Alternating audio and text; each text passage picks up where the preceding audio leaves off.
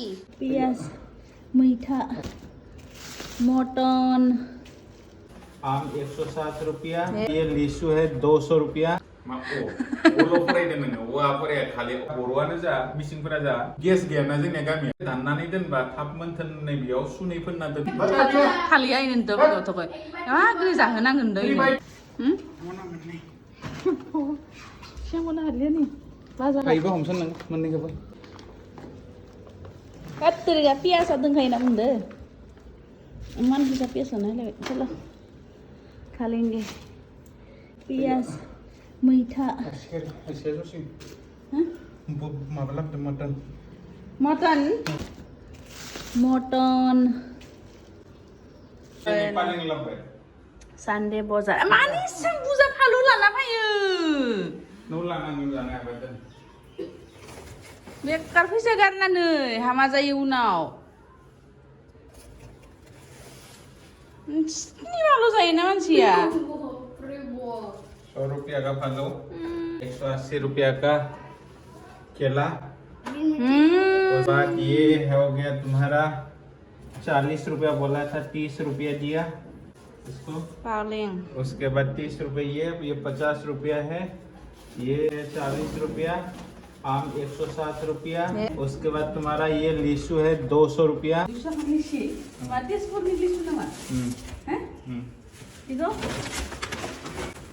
थाइजौआ सुई थांदे थाइजौ हामा बिलाथिफोरखौबो सुई सोरै मुलि होयो नांला जोब्बाय वाटदा बा भला मा गोलैले थाइजौआ इमान गोदोर गोदोर थाइजौ थाइजौबो कमाव लाबोबाय 150 टाका ये 200 रुपया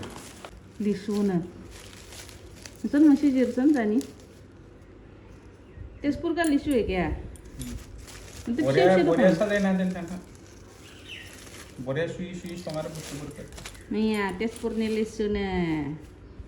जाइन नाइनसै बा इतना सारा लीची तेजपुरनि लिसुनो नायले प्लस बा एम्फौ गैखाया प्लस लोगोत इनो नङा नङा जाबे दैफोर गिदिर जाया नांगौ जानो ये सब सीजन का फ्रूट है बेटा जालिया नायले बिफानि किनसे गानना गिदिंबाय आरो बेयावनो मिथिबाय माने फिसालाया देरबाय होननानै मा स्टाइलनि मिनिदों नोंलाय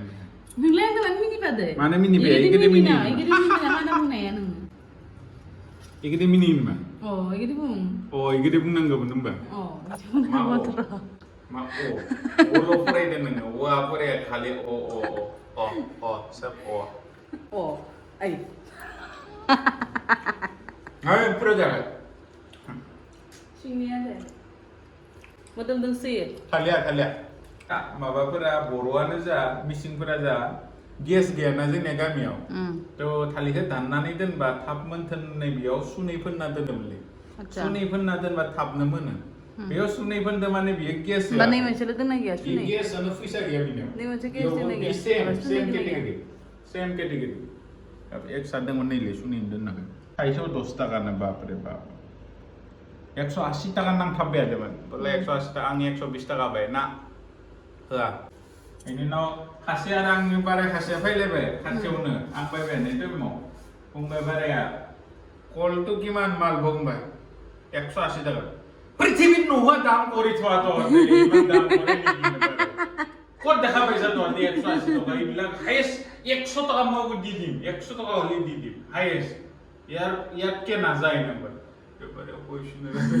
দেবে नंबर अजस्त्र दाम खालामनांगौ 10 टाका माना खालामनांगौ जोंनिथि माबा 40 टाकायावनो मोनो बेखौ जोंनि रङिया गोदोर गोदोर ना नै गोदोर साइजबो 50 टाका बा 60 टाका हाइएस्ट खालि आइनो द गथ'खौ मा ग्रि जाहोनांगोन दै थालिरखौ बेसां जिकुनु बुस्थुखौनो माने नका जाहोनांगौ इखो खायनानै बुनानै बुरखायनानै इयो मानसि जाना मानो जन्म लादों खिथा दोङा मानसि जानाय एख' बुस्थु जाया इयो खुद ही बोला था केला उसका फेवरेट है बनाना बनाना फेवरेट बोलने के बाद भी तुम खाते नहीं ना बेदर जायो ना जायो ना दाउदै जायो ना पनिर जायो ना फुलखौनो जायो आपेल जाया आंगुर जाया थालिर जाया ओमफ्राय आरो सबजिफोरखौथ' मोनसेबो जाखाया मात्र आखाम आरो दालि आरो आलुजोंल' जिंना दोङो इयो मानसिया रुटि जिबनाव रुटि जाया मात्र मम' बनायना होबाल' बेखौल' जायो हातानि नामाव मा जागोन बेफोर गथ'जों आलाय बरासारा साजायना दोनबाय आइयालै नस्थ' नांबाय इसिनि बाङाखौल' मा सोर मानसि जायोलै बाब जास्रालायनोसै लोगोफोर नैलै सानजौफुनि ओंखामा दिनै बेदरनि भुजिया दङ ओमफ्राय आरो ना बर' सारनि ना आं ना जाया ओमफ्राय पापर ओइ नै जानोबो होलिया मानसिखौ साला भिडिअनि चक्कराव बिदिनो नेबाय नांगौ भिडिअ बनायनायखौ दहायनो खुना खालामदों मानसिया होनोसोलाय जा नेमबो न'नि नेमबो जाखानो हाया दै भिडिअ जितियालासे जाया भिडिअ खालामनायनि उनावसो जानो हागोन होनना बुङो जि अबस्थालै कितिहाय फेनाखै सानदेआव न'आव थाखालि माबा नङा माबा जानो लुगैबाय थायो होननानै जोंहा बर' सारा माने न' ओरैनो थाबाथाय मानसिया जानो लुगैबाय थायो होनना बुंनाया नै बिदिनो जायो आरोना माबा नङा माबा जानो लुगैबाय थायो आरो ओमफ्राय नै दायो थाइजौबो हाना लाना फैलायबाय ओमफ्राय लिसुखौ एकदम साननानै खाब्रै माने साथामनि थाखायबो मोननै लाना फैदों आरोना माने लिसुआ 200 टाका होनना बुंनाया माने 20टा पिसमोन आरोना मानसिया मोनसेयावनो 10 टाका करिमोन थ' लिसुआ बिराद गोदैमोन जानो मोजांमोन ओमफ्राय बिराद दाम गोसा लोगोफोर लिसुआ जानाव दा सोरबा आलासि जानो फैयोब्ला आइमोना बाबामोना आदै दादैमोन आब' आदामोन सोरबाफोर फैयोबा लिसुल' लाना फै जेबो मेथाइ लाना फैनाङा दिनै सानदे नालाय थ' बेनि थाखायनो नै मोनायाव एसे न'निफ्राय ओंखारबोबाय सानदेआवल' बाजार खालामबाल'सो मोनो नङाबा टाइमानो मोना नै जा गुथलुआ बे बथलखौ पसन्द जाबायनो बेखौ लाबाय ओमफ्राय नै आंहाबो लसनफोराबो क्रिम बायदिसिना कलगेट बायदि मेगि थाव खानामा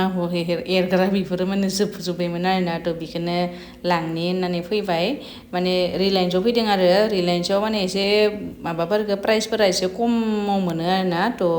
एसे लाब जानाय बायदि जायो नैयाव फैब्लाथाय जोंनि सेब केन्टिनाव मोनबाबो खिन्थु माने बांसिन बुस्थुफोरखौनो मोना आरोना थ' नांगौ बुस्थुफोरखौ जों बांसिनानो माने सानदेयाव नै बिनिफ्राय लांफैयो ओमफ्राय नै न'आव मोनफैनानै साम'सा पार्टि जालायबाय आरो सानदे खालि जानायानोल' होनबाय लोगोफोर जानायल' जानोसै आरो थ' नै सिंग्रा लाबोबाय ओमफ्राय नै बे जोंनि केन्टिननिफ्राय पापर लाबोनायमोन आरोना फैनानै बेखौ एवब्रबबाय एवनानै ओमफ्राय नै जोंहा बर' सारनि आरो आंनि थाखाय मोनथामल' गोदै लाना फैबाय खिन्थु जोंहा गुदल' जाया जोंनोल' माने सानैजोंल' जायो आरो जोंहा फिसाज्लाया जाया नालाय बिमा बिफायानो होयो आरो जानाय मोनसेया नै सिंग्रा जाहांना आं बुंबाय गुदलुखौ नों फरायथां ओंखाम संनि होनना बुंनायाव नै मालाय फरायनो थिननाया एकदम उरुनदुनोसो ओंखारबाय आरोना बेस्रा मेंना फैबाय बिनिया परिखाबो जाबाय दोङो आरो बुंबाय आङो रिभिजन माने परिखानि सिगाङावनो गासैखौबो फरायनानै दोनजोबखायो आरोना माने परिखानि हरखालि मात्र रिभिजनल' खालामहैयो आङो दिनै दसे उनाव फैनानै नायखांबा मालाय उरुलांबाय ओंखायनो फाजायासै आङो थाथसे देनानै